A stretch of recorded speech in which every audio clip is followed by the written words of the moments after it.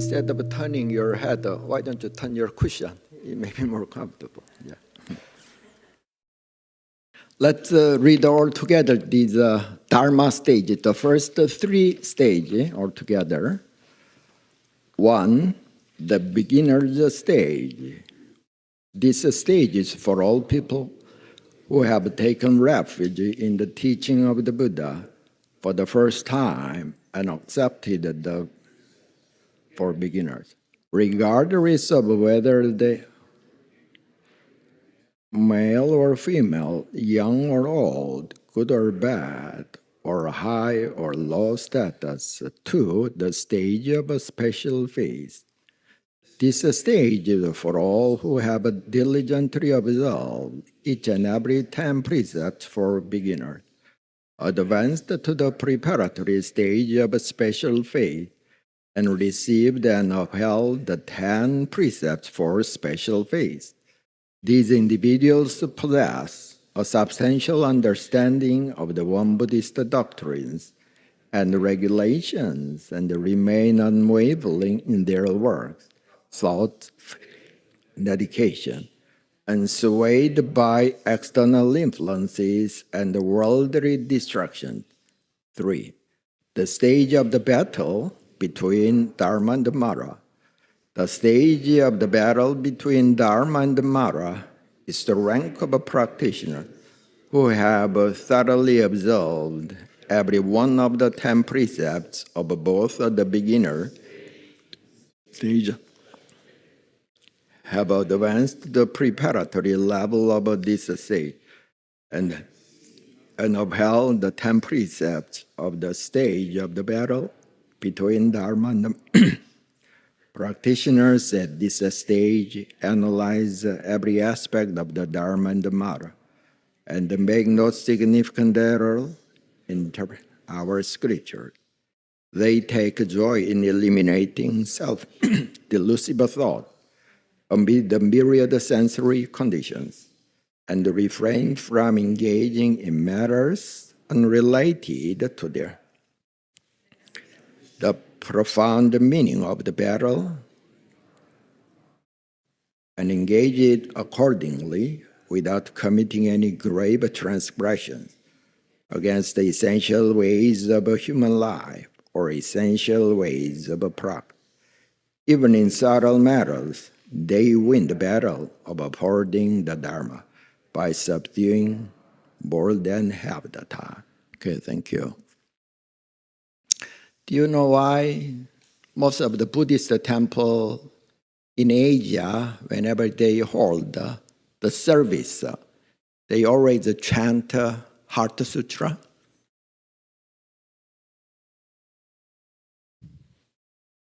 Because it's the most essential scripture in Buddhism. They say 49 years of the Buddha's teaching is condensed in this one-page scripture, Heart Sutra. What is the conclusion of the Heart Sutra? It's just like the last word of our parents on the deathbed. That word is very important. That's kate kate parakate parashangate bodhisattva. That may be the conclusion or the Buddha's teaching. So gone to the other shore was an awakening. So Buddha asked all practitioners to reflect where we are going. This morning, you went from your house to this retreat center, or from your house to supermarket, or to your workplace. That's for your body. What Buddha asked is where your mind is going. What's your life goal? What would you like to achieve eventually? That Buddha asked all practitioners. to reflect. Our founding master made it very clear. When you read the Won Buddhism canon, the last chapter is a Dharma stage. 6 stages of the Dharma. It is where we are supposed to go. Sometimes exercise, eating healthy food is not fun, but it's important. So maybe from the beginner's stage to the stage of great enlightenment, sometimes it's very challenging, but as long as we would like to achieve the life, that the freedom or happiness, which is indestructible and everlasting, we have to forward step by step to the stage of the great enlightenment. The beginner stage. Buddha used this analogy. Regular people's life is holding some very red hot burning metal because they are not aware that's very hot, burning hot. Think about that. Or think about your bad habits. Even though doing that,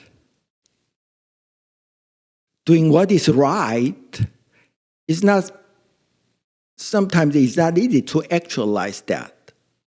But what if we do not know at all from the beginning?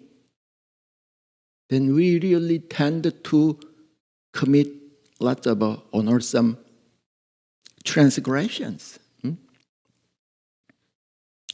So our third head Dharma master, Master Desan, said, a runner in a race should start from the starting point for the record to be recognized. And a traveler first purchase a train ticket to go his or her destination. Every person, whether they are Korean, American, male and female, learned or not learned, should start from the beginner's stage.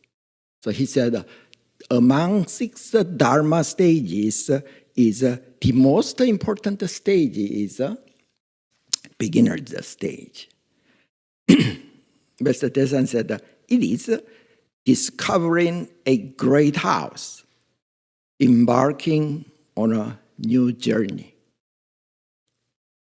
We discovered our true home, and we have to turn our step anew. That's the beginner's stage. So he said, each and every practitioner have the right as well as the duty to become a Buddha, to attain great enlightenment. The second stage is the stage of a special phase. So you turn your steps anew. And then what?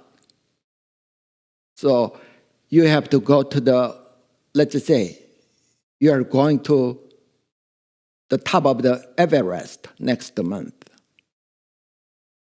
Even though you know the Dharma, even though you have the map, having very good guide or not makes a very big difference. The guide can be the Dharma, it can be our teacher, it can be our Dharma friends. Practice alone, if we practice alone, we encounter lots of challenges. But in a group setting, for example, when you come here, we practice meditation 25 minutes.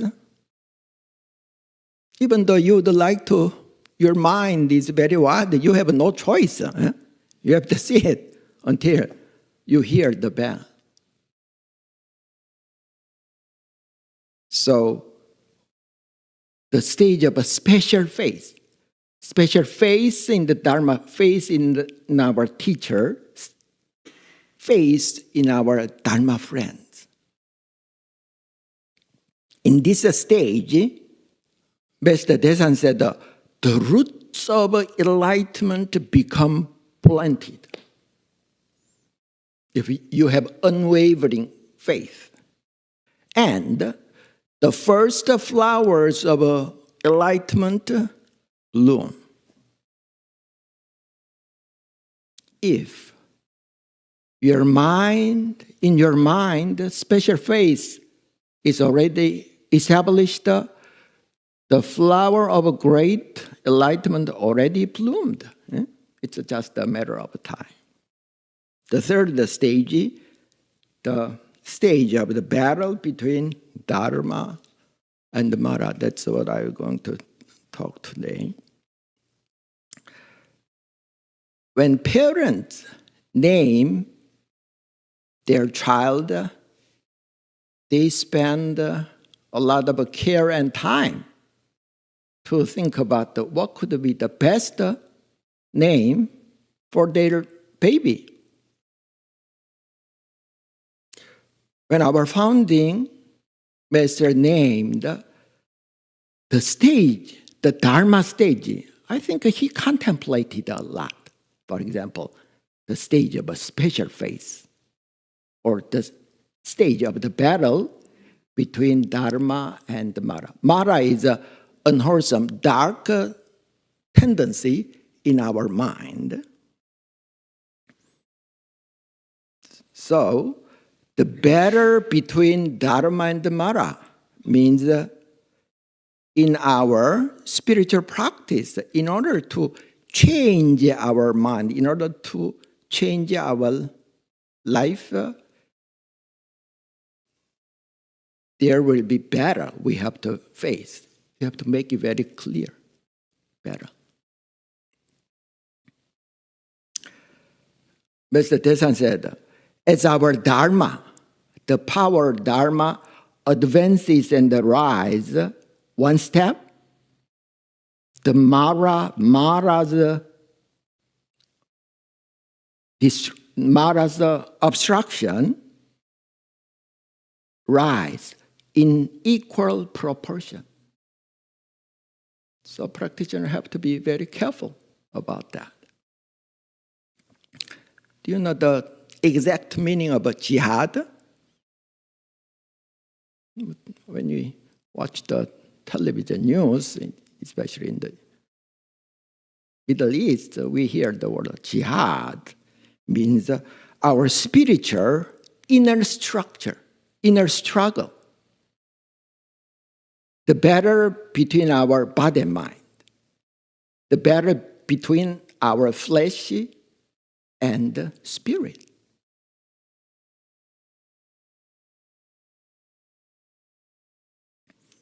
Our founding master said all practitioners are and should be dowansu. We do not use that word often. I do not know what it means. It's a soldier. It's a little lower than army general.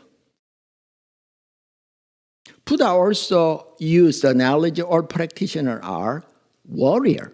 For example, in the Shambhala tradition, when they study warrior 1, warrior 2, Buddha said, this individual is like a warrior who, taking his sword and shield, strapping on his bow and quiver, goes down into the thick of a battle. On winning the battle, victorious in a battle, he comes out at the very head of the battle. Yeah. If we recall, we practitioner, for example, breaking our bad habit or whatever things, if it is a better battle, or if we are a warrior, probably our attitude, our mindset would change. We are not going to soccer field to have fun, or we have to go into the battlefield. Our mind is different.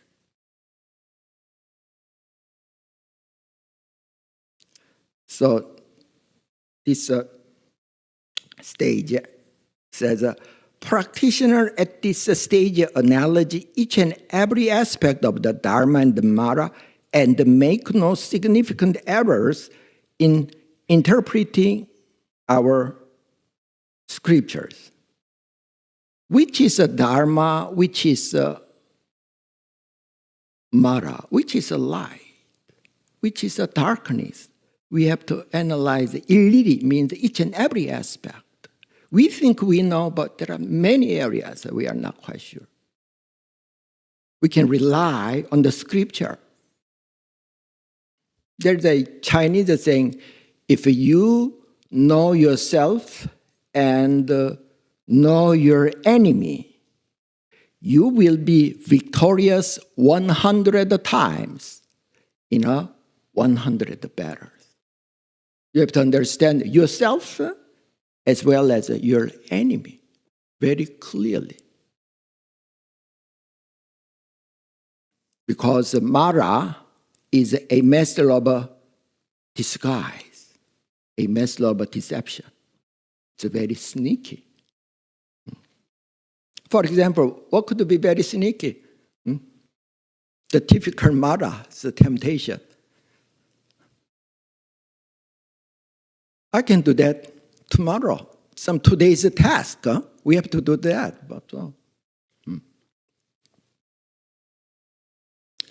So the battle is not fighting with other people. It's the battle in our mind field.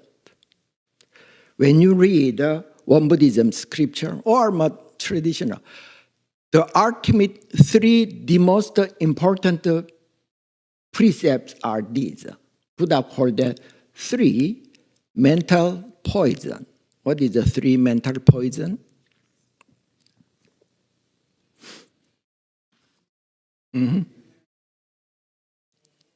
Yeah, anger or hatred. Yeah, the Sanskrit means both of the anger and delusion or ignorance. We have to fight with those invisible enemies.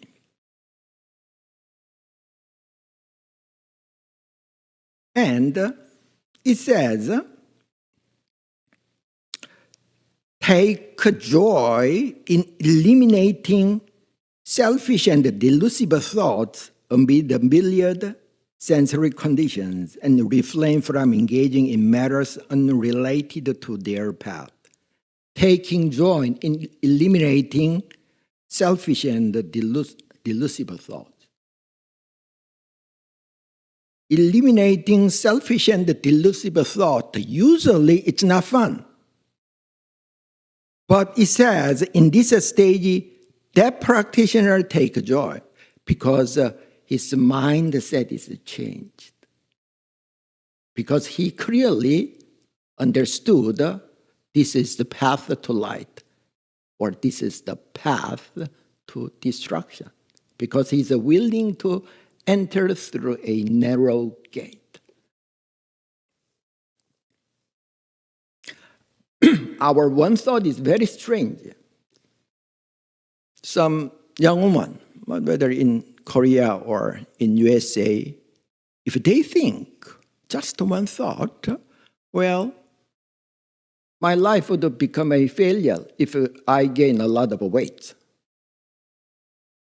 If they have that thought, then something happens in their body. The food does not agree with their body when they eat. Or actually the food started to upset their stomach. It's the power of one thought.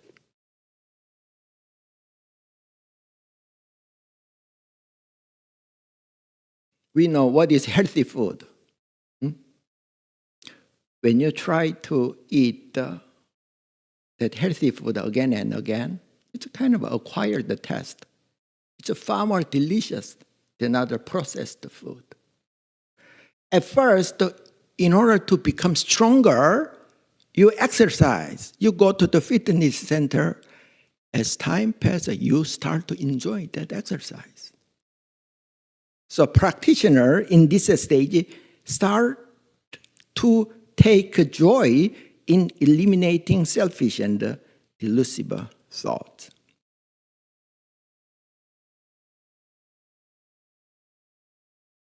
And the next verse, refrain from engaging in matters unrelated to their path. It's very interesting passage. A couple of weeks ago, in the subway in Seoul, Korea, two young persons started to argue with a very loud voice. It became very heated. And one middle-aged woman told this to those two young persons.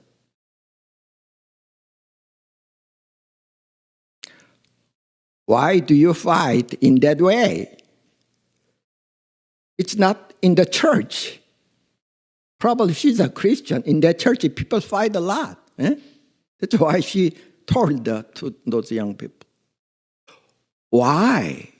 In the church or Buddhist temple, members fight a lot. Probably different opinion. But one of the main reasons might be in this way. Engaging in matters unrelated to their path. One of the, it's not precepts, commending our true nature, one of the item of mindfulness is to not urge others to do what they have no genuine wish to do. Instead, attend to your own affairs.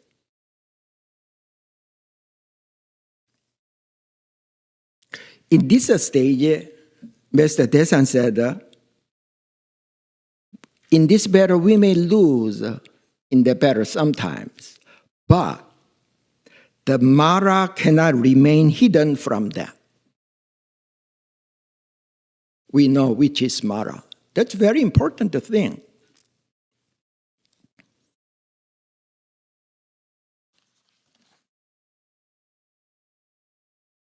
In the military campaign, whether you win the war or lose the war, what's very important is regrouping is very important.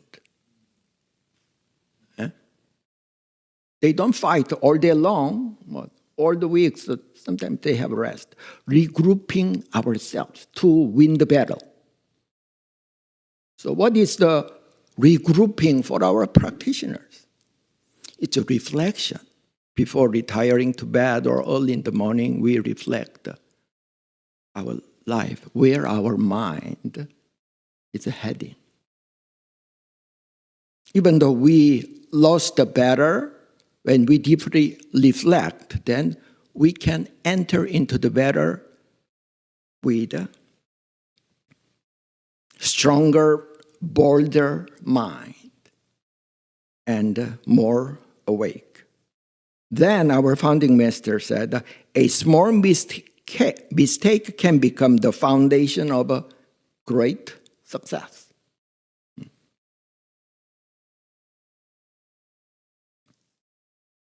So how can we win the battle that arises in our mind? As I said, or as our founding master named this Dharma stage, it's better between Dharma and Mara means we are all warriors. Warriors.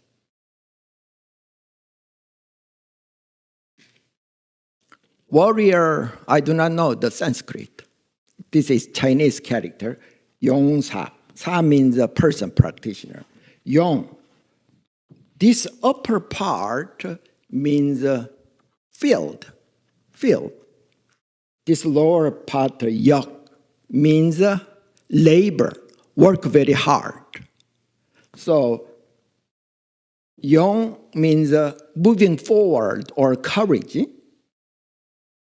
The whole thing means warrior, means a man laboring with its plow to till the field. It literally means Yong.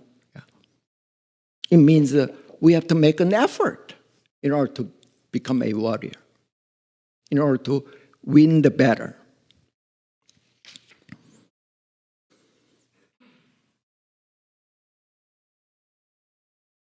Buddha said, like a strong warrior who stands firm in battle, I do not tremble in the face of Dharma. Buddha lived in that way. That's how he attained great enlightenment. Buddha said, monks or practitioners, you should train yourself in this way. Strong will be our desire, strong our exertion, strong our perseverance, strong our mindfulness, strong our concentration, strong our wisdom. I have taught meditation or meditation technique for a very long time. If they make an effort to meditate very well, meditation technique does not matter that much. They will eventually figure it out. What is the best technique? If they don't have the courage or zeal or perseverance, any technique will not work. There are 5 kinds of warriors. Kathy, would you read that? Yeah. It's just some Nikaya, yeah, in the Theravada Buddhist tradition, yeah, scripture.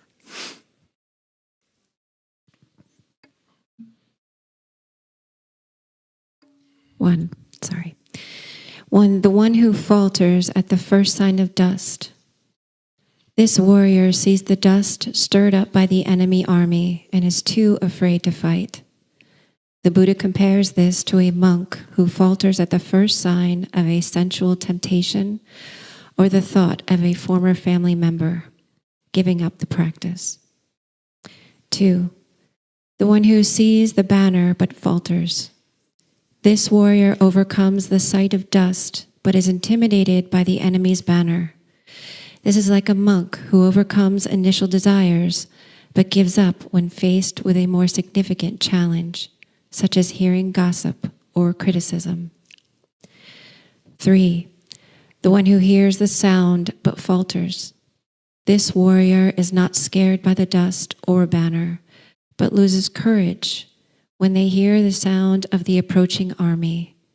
This represents a monk who has progressed further, but is overcome by the turmoil of daily life and distractions. 4, the one who is struck and wounded. This warrior engages in hand-to-hand combat, but is ultimately injured and fails. The Buddha compares this to a monk who has made great progress and has overcome many obstacles, but is wounded by a severe temptation or a difficult situation, such as a strong lustful desire, and falls from the holy life. 5, the one who is victorious. This warrior overcomes all obstacles, dust, banners, tumult, and physical blows, and emerges victorious at the head of the battle.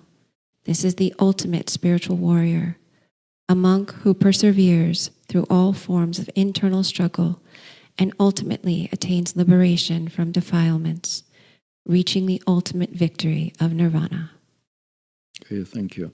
Our founding master passed away on July 1st in 1943. The last Sunday in May, this is his last sermon. He said, dear practitioners, though time moves continuously, circling through countless eons without end, this kind of opportunity is hard to encounter, but you have luckily, fortunately, met that opportunity. So they said, if we are lost in the mountain, you have to go to where you started. So go home and read the 6 stages of the Dharma, and they will tell you where our life is supposed to go. Okay, thank you.